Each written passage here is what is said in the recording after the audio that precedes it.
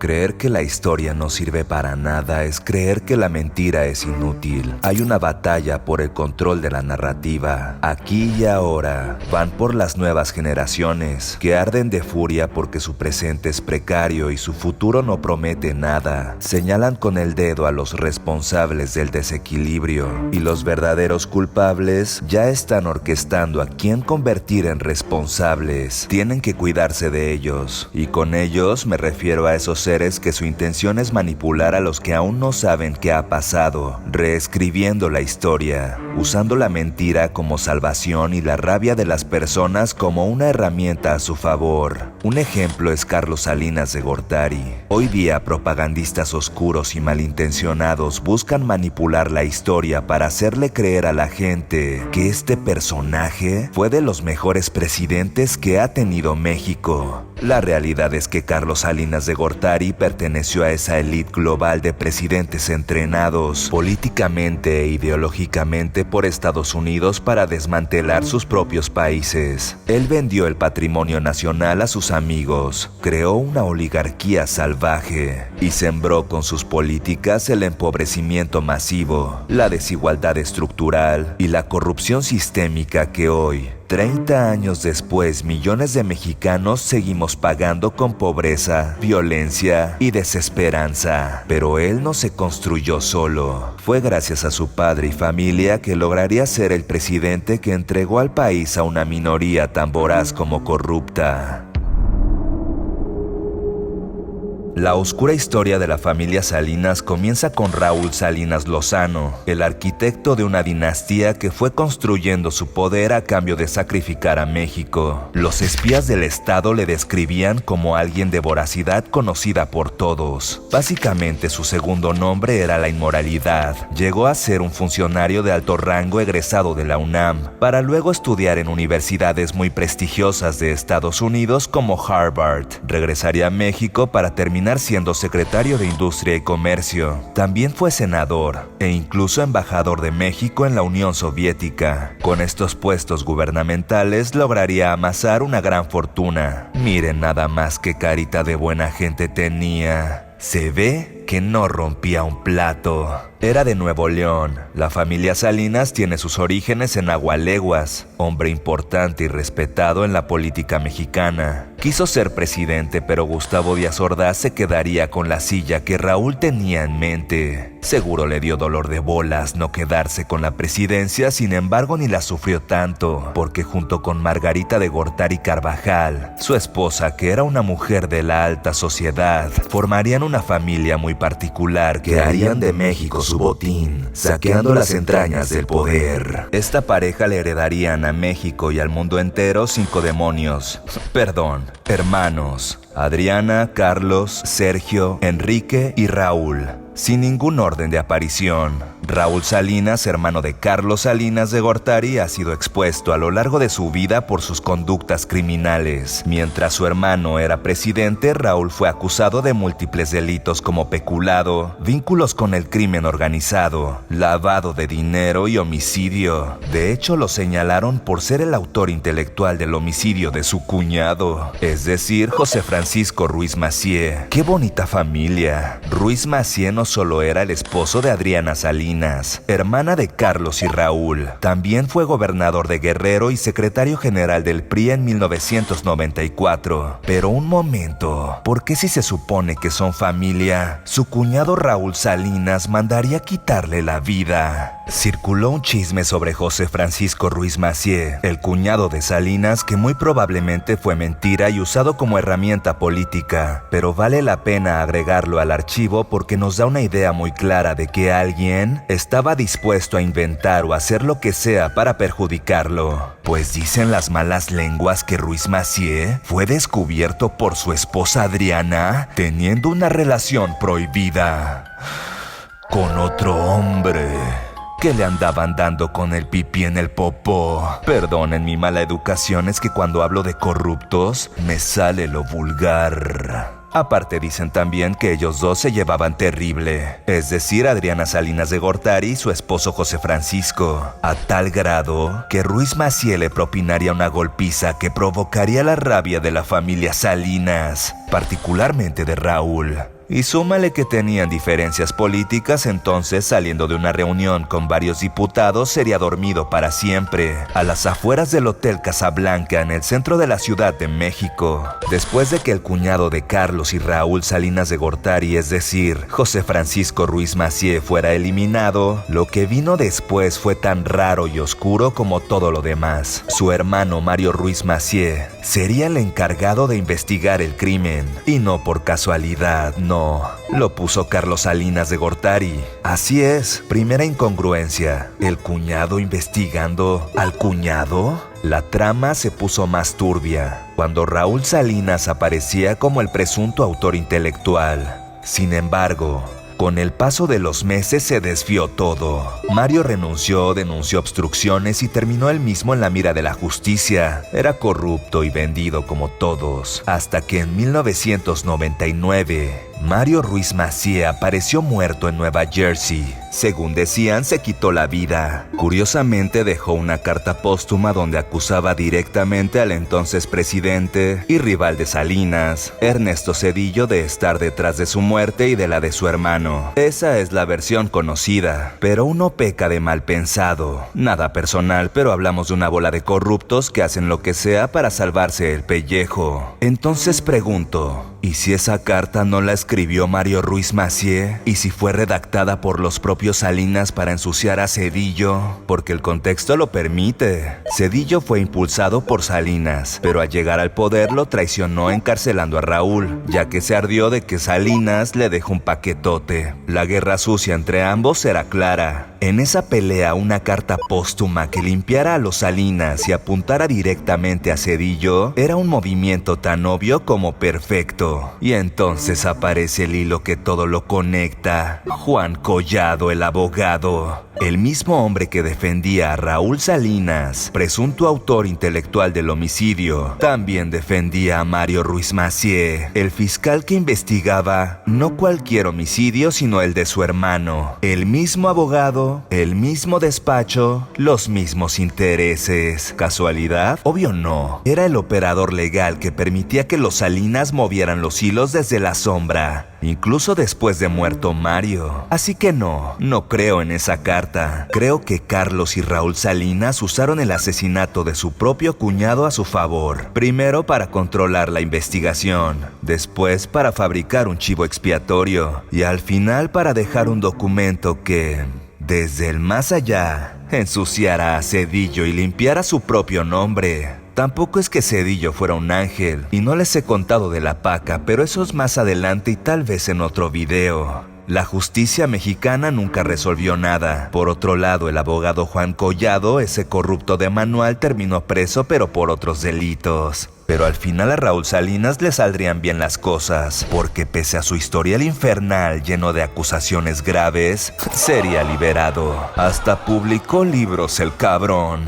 Miren, este libro que se llama Empoderamiento Ciudadano a través de la tecnología. Hijo de la ching. Por otro lado, obviamente, Adriana Salinas quedaría viuda, pero con una hija dedicada a la política llamada Claudia Ruiz Massieu Salinas. Adriana, siguiendo los pasos de su familia y siendo beneficiada también de las mañas familiares, estuvo relacionada con eventos bien macabros, como por ejemplo, ser la dueña del avión en el que viajaba el narcotraficante Héctor El Güero Palma. En ese entonces era líder del cártel de Sinaloa cuando sufrió un accidente. Para quien no sepa, El Güero Palma era un criminal muy pesado en los 90s que estaba viajando en el avión de Adriana Salinas. Como el ejército lo estaba esperando en cada lugar donde quería aterrizar, se quedó sin gasolina. Cayó el avión y milagrosamente sobrevivió. Bueno, esa es la historia oficial. Todo ese tema del avión y el Güero Palma jamás fue investigado a fondo. Y el vínculo de los Salinas con el narco quedó en la impunidad. Su hija Claudia Ruiz Massieu nunca ha ganado una elección, pero sí ha estado en la política, particularmente representando al PRI por el peso familiar. De hecho, estuvo como coordinadora de transición de Enrique Peña Nieto. Fue secretaria de Turismo y de Relaciones Exteriores y actualmente está en Movimiento Ciudadano. Los hermanos de Carlos Salinas de Gortari no solo tenían comportamientos criminales, eran bastante torpes. En el año 2000, López Dóriga revelaría una grabación telefónica en la que Raúl Salinas de Gortari, estando en prisión, discute con su hermana sobre Carlos, el expresidente. Escuchemos. Está atacando, porque él supo de todos los movimientos, todos los planes, todo lo que tú quieras, Adriana, pero es una cobardía de Carlos atacarme públicamente. Es una cobardía gigantesca de Carlos estarme mandando recados con Juan José de que le manden dinero porque el dinero es de él y venir a decir que él no sabía nada. Esto además es muy torpe de su parte, decir que me exige una aclaración precisa.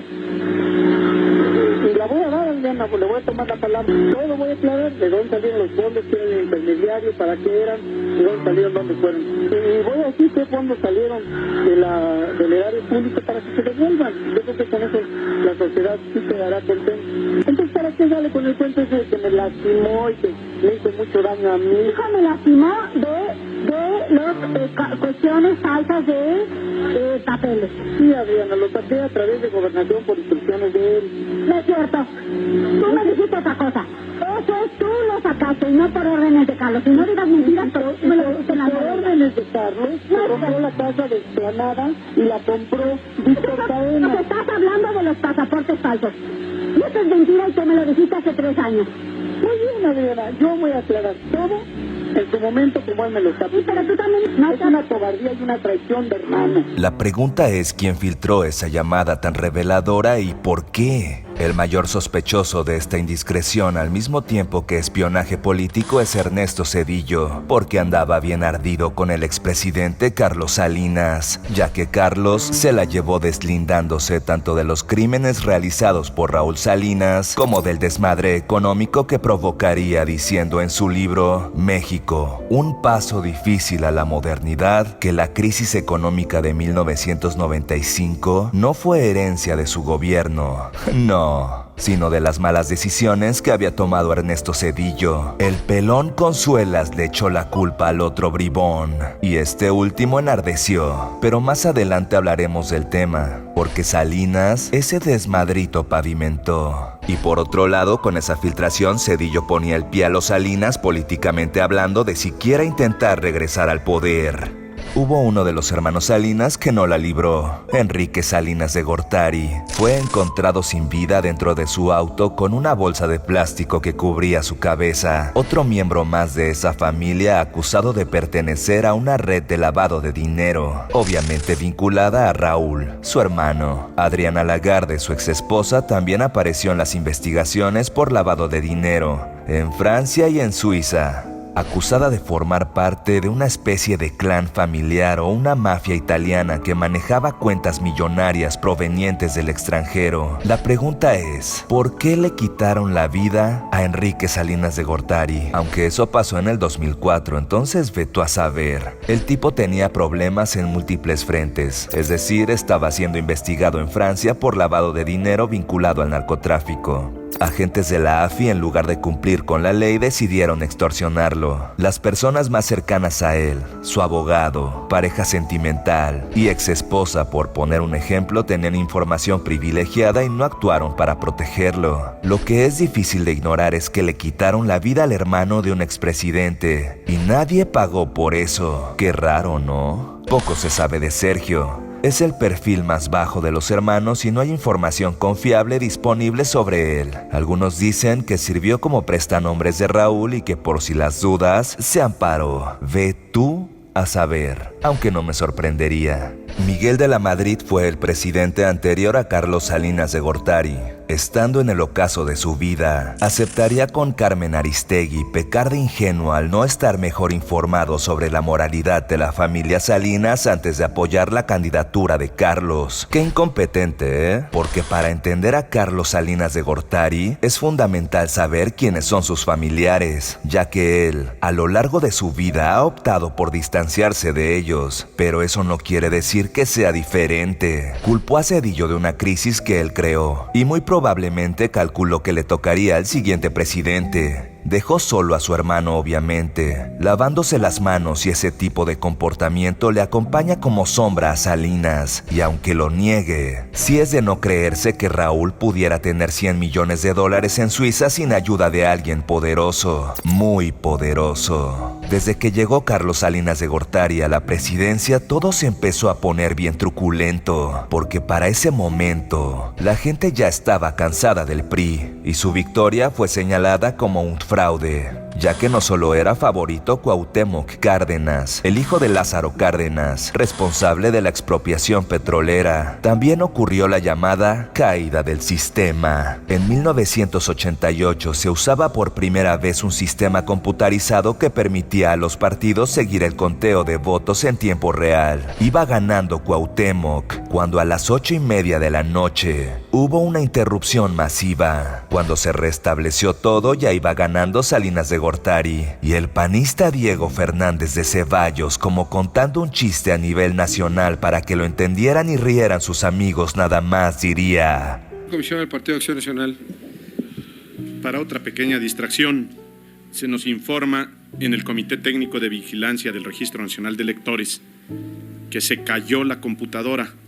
Afortunadamente no del verbo caerse, sino del verbo callarse. Sí se está afectando gravemente la información. Nos acaban de confirmar la información que daba el Comisionado de Acción Nacional, en el sentido de que efectivamente el sistema de cómputo no está funcionando, que está callado, que está caído. Las personas responsables del Registro Nacional de Electores que están al frente de esta cuestión afirman que ellos no son responsables y que no pueden hacer nada. Si en media hora nos vemos un representante por partido en la sala, el secretario técnico, van a quedar satisfechos todos. Tiempo después, cuando se exigía el conteo de votos por esta caída del sistema, una vez más el que apoyaría al PRI y a Salinas sería el panista Diego Fernández de Ceballos, que volvería a decir: nadie podría beneficiarse con escudriñar papeles que nada dicen y menos significan. La bancada panista acepta que se destruyan esos míticos documentos y cállense, y que esos cientos de toneladas de papel se procesen, se reprocesen y se regeneren como reclamamos que se regenere la vida pública de México. Realmente subestimaban al pueblo, pero apenas la presidencia de Salinas comenzaba, y lo más macabro apenas se avecinaba, porque empezaría a privatizar todo. Pero antes, ¿cuál fue la formación académica de Carlos Salinas de Gortari? Estudió toda su vida en la Ciudad de México hasta llegar a la Universidad Nacional Autónoma de México, donde uno de sus profesores fue Miguel de la Madrid. Al volverse presidente de México, se lo llevó con él para convertirlo en secretario de Programación y Presupuesto. Esa secretaría era, ni más ni menos, donde estaba el varo de México. El poder, el diseño del gasto y el futuro del país se cocinaba en ese escritorio. Pero antes de todo eso, Salinas haría una parada en Estados Unidos para culminar sus estudios en Harvard. Obviamente regresaría a México adoctrinado, empapado de neoliberalismo y de la escuela de los Chicago Boys, convencido de que el mercado lo resuelve todo y que el Estado solo estorba. Los Chicago Boys fueron un grupo de economistas chilenos formados en la Universidad de Chicago bajo las enseñanzas de Milton Friedman y Arnold Harberger. Llegaron al poder con Pinochet y aplicaron el manual neoliberal. Privatizaron todo, desmantelaron el Estado y convirtieron a Chile en su laboratorio.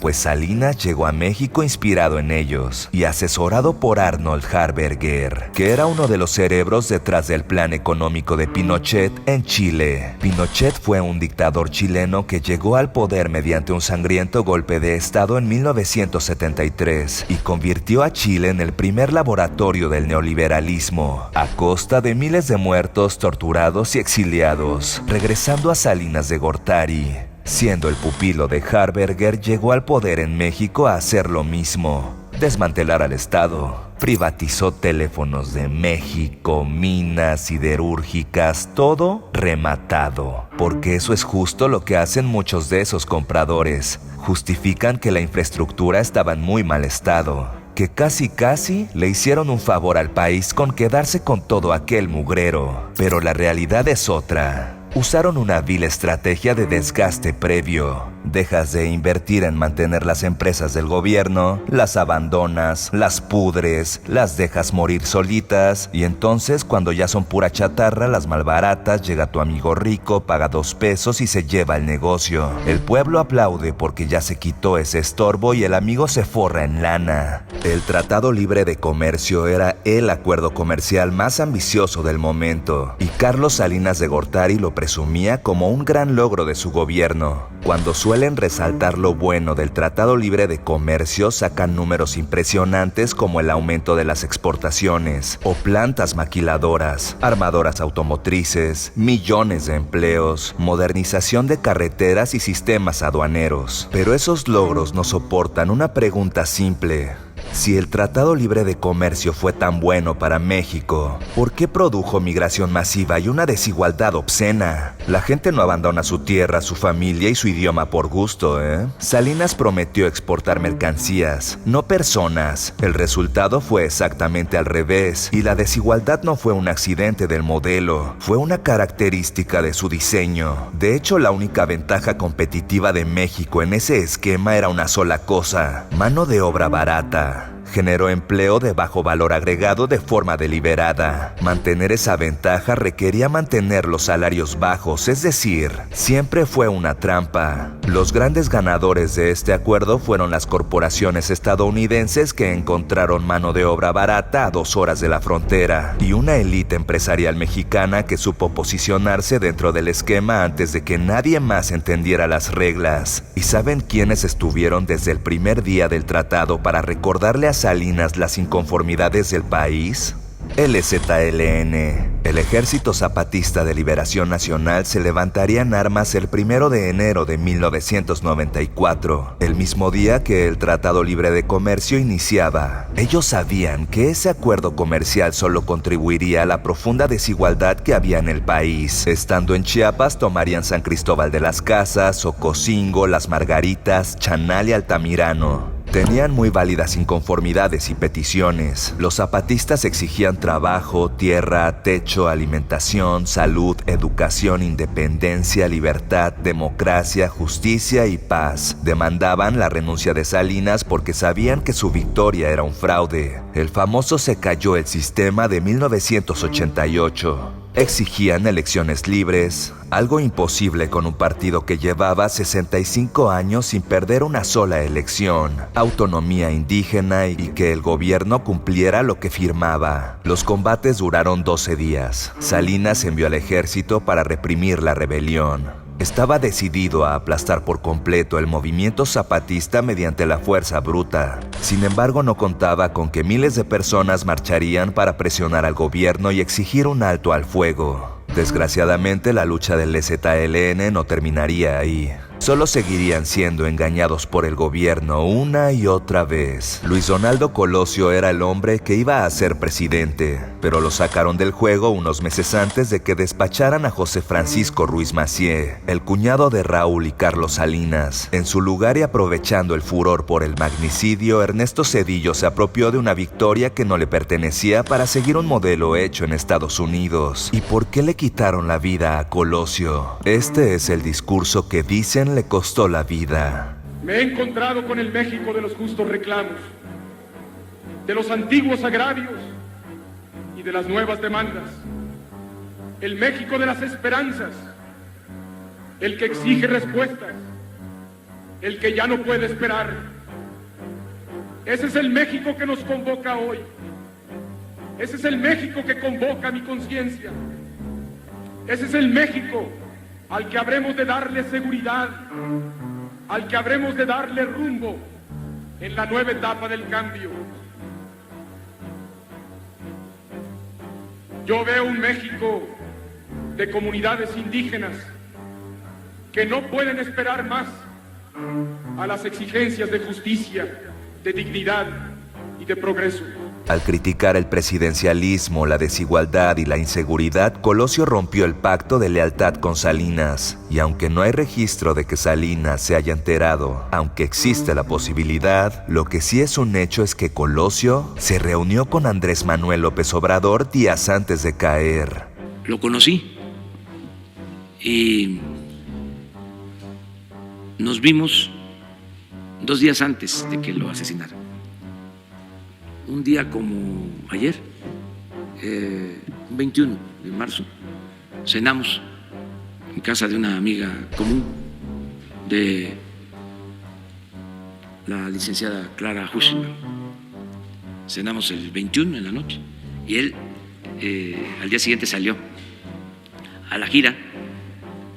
Estuvo, creo que en Sinaloa, en Baja California Sur, y luego el 23 en Tijuana. Entonces... Un momento, ¿acaso dijo López Obrador que conoció a Colosio en una cena en la casa de Clara Hushman? ¿Quién es ella? Oh, ya veo. Es una economista y activista cívica mexicana que fue secretaria de Desarrollo Social del Distrito Federal de 1998 a 2000. Ah, sí, y es una disimulada sionista. Qué loco, ¿no? Para cerrar su oscuro sexenio, Carlos Salinas de Gortari guardaba otro truco sucio bajo la manga. Pero no era una tranza cualquiera, era su acto final, la culminación de un presidente decidido a poner a México de rodillas ante el país que lo había entrenado desde las aulas de Harvard para que tomara decisiones no en beneficio de los mexicanos, sino de los mercados. Y vaya que cumplió. Primero nos vendió el Tratado Libre de Comercio como la puerta al primer mundo, la cortina de humo perfecta. Mientras todos celebraban el progreso, los juguetes nuevos, él y sus amigos se repartían el país. Los bancos, que eran de todos, pasaron a ser de unos cuantos amigos. Las empresas públicas rematadas a precio de risa. La banca privada se convirtió en el nuevo botín de los Roberto Hernández y los Ricardo Salinas Pliego. El desmadre se avecinaba. La crisis del 94, el llamado error de diciembre, fue una bomba que él mismo sembró y que amablemente le heredó a Zedillo. La bautizó así porque el escurridizo Salinas, en lugar de hacerse responsable, culpó a Zedillo y a su secretario de Hacienda por anunciar una devaluación del 15% el 20 de diciembre de 1994. El anuncio provocó una estampida. Los inversionistas huyeron como ratas, pero la verdad es que la crisis era inevitable y Salinas de Gortari siempre lo supo. Pues los mismos banqueros amigos que compraron los bancos a precio de risa resultaron ser unos incompetentes. Acumularon deudas impagables porque prestaron cantidades absurdas de dinero a familiares, a amigos, a ellos mismos y a cualquiera que les pidiera en todo caso. Obviamente eso los iba a hundir tarde o temprano. Eso sí, salieron malos para las finanzas, pero hábiles para las tranzas, porque idearon el Fobaproa para no pagar ni un peso. ¿Y quién pagaría esa deuda? Aquí viene la risa. ¿Sabes quién sigue pagando esa deuda? Tú, yo, tus papás, tus abuelitos, tus hijos, tus nietos, tus bisnietos y así hasta el fin de los tiempos, yo creo. Y aquel que te diga que no pagan impuestos los informales, los impuestos están en todos lados, ¿eh? Lo que compres, lo que vendes, todo, en todo hay impuestos. Y una parte de eso se va para pagar el chistecito de estos incompetentes. Qué padre, ¿no? El gobierno tomó los más de 552 mil millones de pesos de deuda privada y se la endosó a todos los mexicanos. Privatizaron las ganancias, socializaron las pérdidas. El pueblo paga la fiesta de los ricos y hasta el día de hoy seguimos pagando los intereses de ese saqueo.